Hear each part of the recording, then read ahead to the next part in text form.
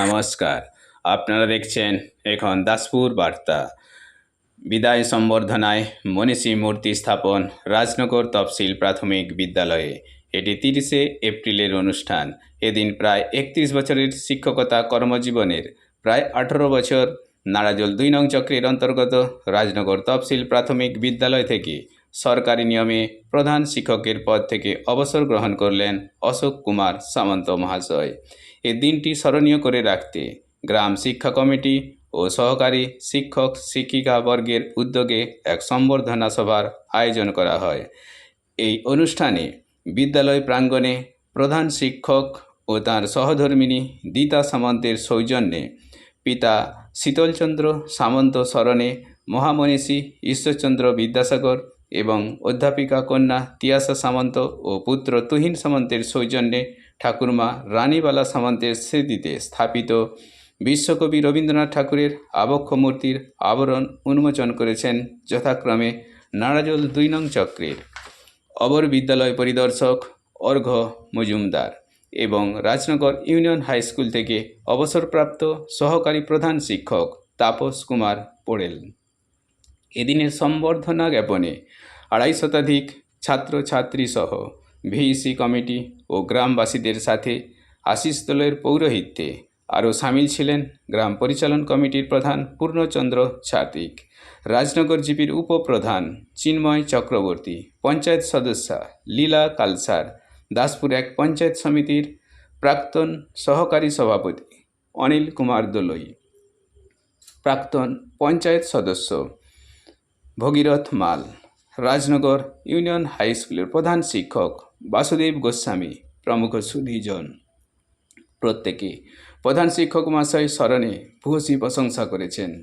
এদিনের অনুষ্ঠানে আহ্বায়ক দেবাশিস সিনহা উপস্থিত সবাইকে স্বাগত অভিনন্দন জানিয়ে সকল সহকর্মী ও সহযোগীর প্রতি কৃতজ্ঞতা ব্যক্ত করেছেন। বিদ্যালয় থেকে রিপোর্টে শ্যামসুন্দর দোলই, সাথে শ্রীকান্ত কদম। Like and follow with subscribe এখন দাসপুর বার্তা। এই দাসপুর বার্তায় যুক্ত হন, আলোর পথে এগিয়ে চলুন। প্রধান শিক্ষক শিক্ষক শিক্ষিকারা তুলে দিচ্ছেন তাদের স্বাগত করি।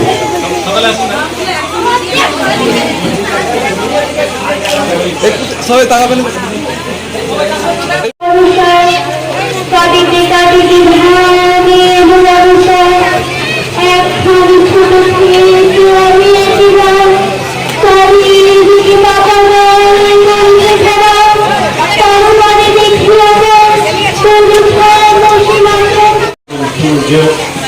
পরিচালনা হতে কাজের মূল কেন্দ্রবিন্দু এই বিদ্যালয়ের প্রধান শিক্ষক মাননীয় অশোক কুমার সামন্ত মহাশয় তার অবসরকালীন দিন 2006 সালে প্রধান শিক্ষক হিসেবে এই বিদ্যালয়ে যোগদান করে দীর্ঘকাল 2 দশক ধরে এই বিদ্যালয়ের সমস্ত ভালো মন্দের সাথে জড়িয়ে থেকে আজ তিনি অবসর গ্রহণ করছেন। সার্বিকভাবে একটু মন খারাপের দিন, কিন্তু আমাদের যে প্রশাসনিক যে কর্মকাণ্ড যে প্রধানমন্ত্রীর নিয়ম তাতে একটা প্রত্যেকের ক্ষেত্রেই এটা যারা প্রত্যেকে জড়িত আছে এই দিনটা আসবে। তো আমি সর্বোপরি আজকের দিনে দাঁড়িয়ে ওনার সুস্থ সুন্দর জীবনের কামনা করে অবসরকালীন জীবনের ওনার অবসরকালীন প্রতিটা দিন খুব সুন্দর হোক, সুস্থ থাকুন এই কামনা করি এবং ওনার পরিবারের সকলে ভালো থাকুন এই কামনা করি। সরকারি রূপায়ণে ছুটিতেও তার কর্তব্য পালন করেছেন। শিক্ষার সামনে প্রশাসনিক দায়িত্ব সমানভাবে চালিয়ে গেছেন। ঠিক তেমনভাবে তার আদর্শ অনুসরণ করে এই বিদ্যালয়ের সৃজনশীল আগামী দিনে এগিয়ে নিয়ে যাবে যারা থাকল। তো এই সঙ্গে যে আমাদের বিদ্যালয়ে আমাদের শিক্ষা জগতের দিশারি বিদ্যাসাগর শিক্ষাগুরু এবং প্রাণের কবি রবীন্দ্রনাথ ঠাকুর বিশ্বকবি, এই দুজন মহামনীষী মূর্তি স্থাপন করে আরও একটি দৃষ্টান্ত স্থাপন করেছে। আমরা যে কোনো কাজে একাগ্রতার জন্য ধ্যান করি, আর সেই ধ্যানের জন্য একটা প্রতীক থাকলে খুব ভালো হয়।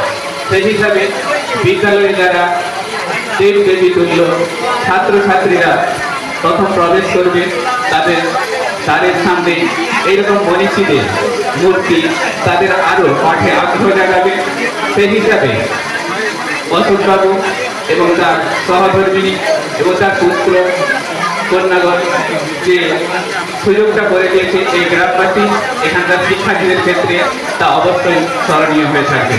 সিঁড়ি যখন ফিরছি, মানে যখন ঢুকছি বাড়িতে, তখন 2টো বাজে। অশোকবাবুর মা যা স্মৃতিতে এখানে মূর্তি প্রদত্ত হলো, উনি বসে আছেন। আমার দেখে সন্দেহ ছিল যে উনি মনে হচ্ছে খাননি। তা বললাম যে মাসিমা খাওয়া হয়ে গেছে? বলছে না, বাড়িতে লোক আসবে, আমি খেয়ে নেবো কি। তখন বয়স 95 96। বলছে বাড়িতে লোক আসবে, আমি খেয়ে নেবো কি, এখন খেতে পারি? বলছে ওনারা এসে খাবেন, তারপর আমি খাবো। অনেক অনুরোধ করার পর তারপর উনি খেতে বসেছে। যে কোনো ছেলেমেয়েকে তৈরি করার ক্ষেত্রে আপনাদের ভূমিকা সবচেয়ে বেশি, মায়েদের। এই এলাকা থেকে শুরু করে বিভিন্ন জায়গায় দেখুন, যত কৃষি ছাত্রছাত্রী আছে তাদের মায়ের অবদান অনেক বেশি। শিক্ষা কত বড় তার মানে ডিগ্রি আছে সেটা বড় কথা নয়। সেই অশোকবাবুর মা অতিথিপরায়ণ এবং এত সুন্দর, এত পূর্ণ মানুষ, অথচ এত সুন্দর জ্ঞান, এত লৌকিকতা বজায় রাখা তার সুযোগ্য পুত্র অশোকবাবু এবং বৌমা রীতা সামন্ত, তারা একটা খুব সুন্দর উদ্যোগ নিয়েছে আজকের এই বিশেষ দিনটিকে। আর আরেকটা কি বলে ওই এখন দাসপুরে বদলি হয়ে চলে গেছে বিশ্বজিৎ স্বামী। বিশ্বজিৎ বাবু চলে গেলেন 3 মাসের মধ্যে। আমরা 3 জন পড়ে গেলাম। স্কুলটা খুব দারুণভাবেই আমরা চালালাম বলুন। তখন অবশ্য শিশু 1 আর 5 থাকেনি।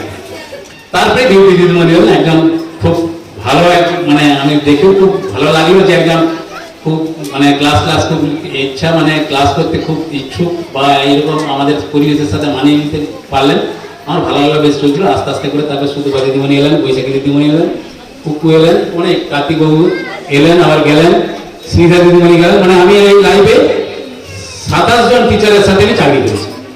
টোটাল জীবনে 27 জন, আমাকে নিয়ে 27 জনের সাথে আমি ই করেছি।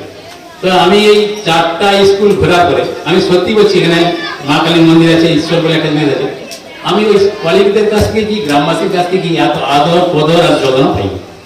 আমাকে দিদিমণিরা সত্যিকারে নিজের দাদা ভাবতেন।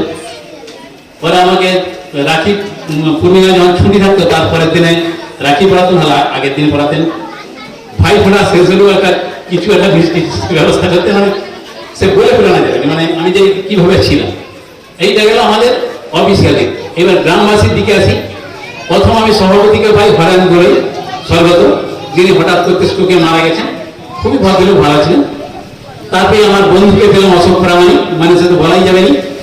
তারপরে শৈলেন বাবু, তারপর ডলি দই, তারপর বর্তমানে এখন আমি সজল বাবুকে পেয়েছি। মানে এদের কাছ থেকে যে কি বলে আমি কৃতজ্ঞতা জানাবো। কোনোদিন আমি যে ব্লাঙ্ক চেকে 50টা সই করি, এরা কোনোদিন প্রতিবাদ করতে নিজে মাসুস কেন করছেন। আমি অন্য জায়গায় যেমন আমি শুনেছি, মানে আমার শোনা কথা, সুরানারায়ণপুরে যখন ছিলাম হরিশত্তবাবুর কাছেই আমার শোনা কথা, চেক রেখে হতো, কারণ দর্শাতে তো বলতে হতো কি কারণে টাকা, তারপর চেক। আমার ক্ষেত্রে কিন্তু একদিনের জন্য এই যে সবাই বলে সমস্ত বারবার আসতে কত কাছে সেগুলো, এই যে বিশ্বাস, এই যে ভালোবাসা, মানে এটা সত্যিকার, মানে এটা আমি মানে এটা বোঝাতে পারবো না যে আমি এখানে কি পেয়েছি। তারপর শুনুন, আমি স্কুলটা ওই রকমই চলছে, পুরোটা উন্নতি নেই।